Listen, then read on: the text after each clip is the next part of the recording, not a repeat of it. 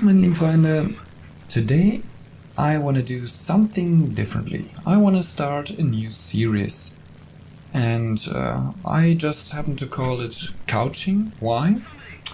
Well, I'm sitting on a couch right now, making myself comfortable, and I want to just talk about whatever comes to my mind. And while doing that, I prepared something tasty for myself.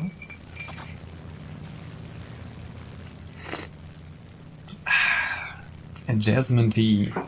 Yeah, I really love tea. I have a lot of different sorts of tea, and my favorite one is actually the jasmine tea. That's exactly the one that Uncle Iroh always drinks in the series, in the show The Last Airbender. Don't know if you know it, it's actually my absolute favorite show.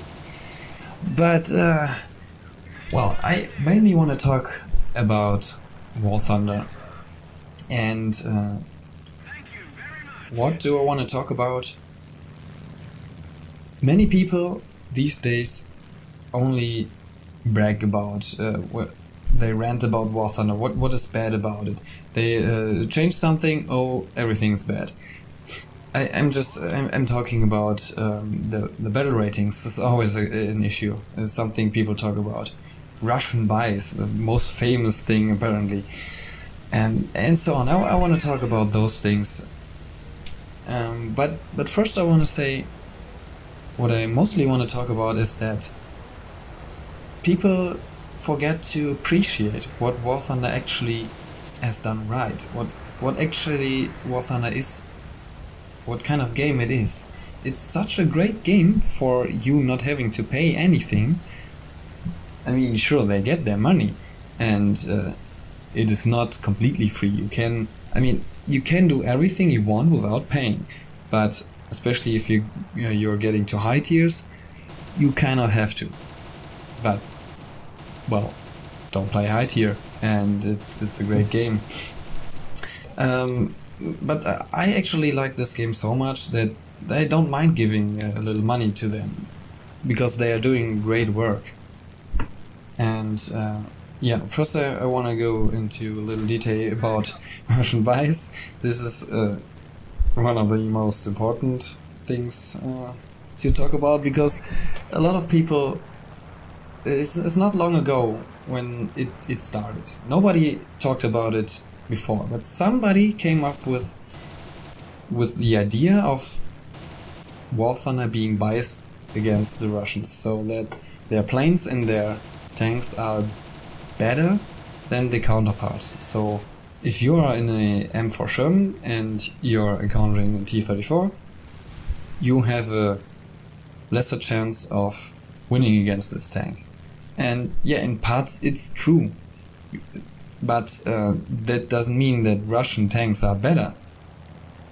Just play the ISU 152, it's bullshit. Or the IS-2, it has a great gun, but it dies way more quickly than, for example, a Tiger II, which also could be called biased against the Germans, because the Tiger II, in my opinion, is the best tank of 6.7 battle rating.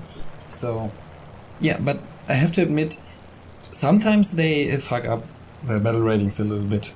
Like, the T-34s used to be in way lower battle rating, especially the first T-34, and they really used to be way too good, but they fixed it. Same with the Hellcat. It seemed to be way too low in battle rating, but they fixed it. And they also fuck it up into the other direction. The Hornet 8.0, I mean, they had their reason, it being too overpowered in tank RB. But yeah, I don't know. I couldn't do anything at 8.0 with this plane. And I'm really happy that it's back at 7.0, although I think 7.3 would be the perfect battle rating for it. Fighting against 6.0 planes is a little too good for that, but yeah.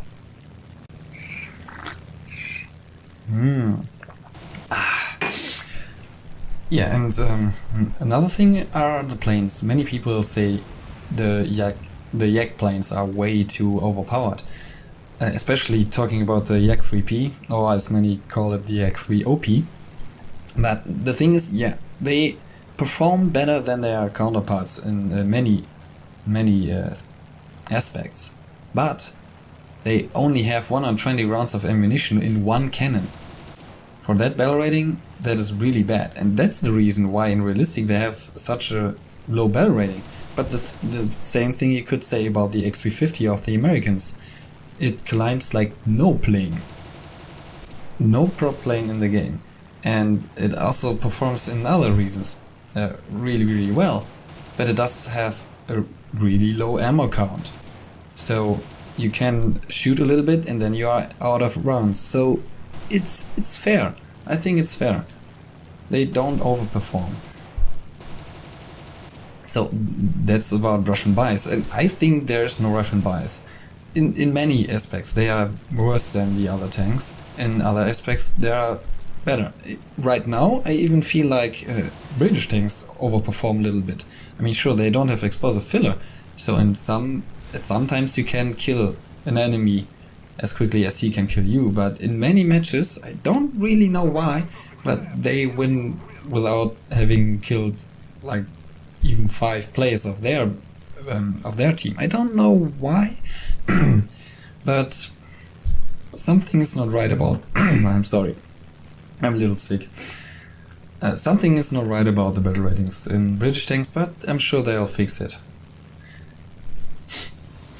So, Russian bias, I don't think there is any. Next thing, I wanna get into appreciating what is good about the game. And what is actually good is a lot of things. What I especially like is with every patch they are improving. And they are improving not just a little bit, like here a new tank, there a new tank. No, they have so many new maps now, especially for tanks in the recent time, which are just absolutely gorgeous. Look at those snow maps, the desert maps. They are so detailed, so beautiful. And apart from that, you have, new tanks and new planes, and but also the physics. Now we have destructible environment in some of the maps, which is also really cool. Then the new water effects, which are beautiful, especially as you've seen in the April Fool's event, if you've played the ships. Yeah, can't wait for ships, especially with those water effects. But what I liked the most was the recent patch where they came up with the new sky effects and the new lighting effects. I mean, they have to work a little bit with the clouds, but the lighting, man, there used to be only day and night fights, kind of, and you never encountered night fights, and now you have sunset. You are fighting in sunsets, and it's so beautiful. You see the sun and those clouds being shown in an orangey color. It's so gorgeous. Every time I'm playing Pacific maps, you have the sun reflecting from the ocean. It's, oh man. And all that for a free-to-play game. That's what I'm talking about. It's so awesome. But they are also doing something bad in patches. There are some things I don't like the losing control that happens sometimes when you're playing planes. When you're turning too hard, your pilot loses control and you can't do anything anymore. I really don't like that feature. I mean, sure, it's realistic, but especially for planes that are turn fighters, they can turn fight well. Yeah, now you can't. You can't as well as before. I mean, yeah, again, it's kind of realistic, but especially in arcade battles, they should get rid of it.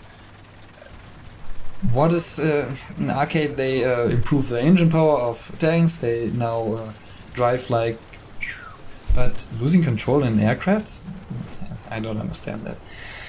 And same in tanks. You have the last man standing now. So if there's only one crew member left, yeah, I don't like that either. I don't want to talk about that too much, but maybe they'll get rid of it again. I don't know. But they also do something wrong with the battle rating sometimes. When they got rid of the 8.0 battle rating, it was absolutely crap. You couldn't play 6.7 again, but they changed it again. They changed it to the better now. And I think it is really balanced right now. Okay, encountering the S3 is still really difficult with 6.7 tanks, but you can do it. You can flank it, and from the side you can kill it really easily. And yeah, so, and other than that, you have cool events all the time. And yeah, another thing I want to talk about. Until now, what I found really awesome is that it was not pay to win. What you pay for is only for yourself. It doesn't make you better in battle. You pay for premium, so you research quicker. You pay for planes, and they were just like the same planes, just with you could research better, or it was some unique plane, but or tanks. But for most part, they were even worse than their counterparts, and sometimes, like the just as an example, the Tempest 5 of the Germans is the same as the Tempest 5 of the British, same battle rating, but it doesn't have engine injection, so it's actually worse. Or some planes are just the same. There are a few planes which have a lower battle rating than their counterpart, but that comes to the reason that how Gaijin actually makes the battle ratings. They say, okay, they look at the statistics, how people perform with it, and that's how the battle rating is put. And that's the reason. People buy higher battle rating planes or tanks with maybe even never having played the game before, or just a little bit. They don't have the same experience as the players that are actually in this battle rating. So they play the plane or the tank badly. So Gaijin sees statistics and says, oh, okay, it has to be lowered in battle rating. So that's the reason. But in the few recent patches, I don't know, I feel like they are getting a little bit more into pay to win with the H8K, for example. You have the K2 and the K3. K2 is not premium, the K3 is premium. And the K3 is actually, it's better. The same battle rating, but it has more turrets, or 20mm turrets. It's not like a huge difference, but same with the Do 335. You have the same battle rating, but it has 2 more MK103 cannons. So you have 3 MK103 cannons. I don't know if it performs worse because of that, but yeah. But all of that is not too bad yet. What I really have a problem with is the new camouflages, the bushes. I don't know if it's actually that much of an advantage, but if it's really a camouflage where you can't see the enemy that's shooting you because it looks like a fucking bush, plus you have to pay for it, I don't like it. I mean, many people say make it researchable or for free, but then everybody would drive around with this, and this would also be stupid because you couldn't see anybody anymore. I think you should just get rid of it completely. Put it out of the game, it's just stupid. I don't like it. Maybe give it to some tank destroyers, like tank destroyers that are meant to do exactly that.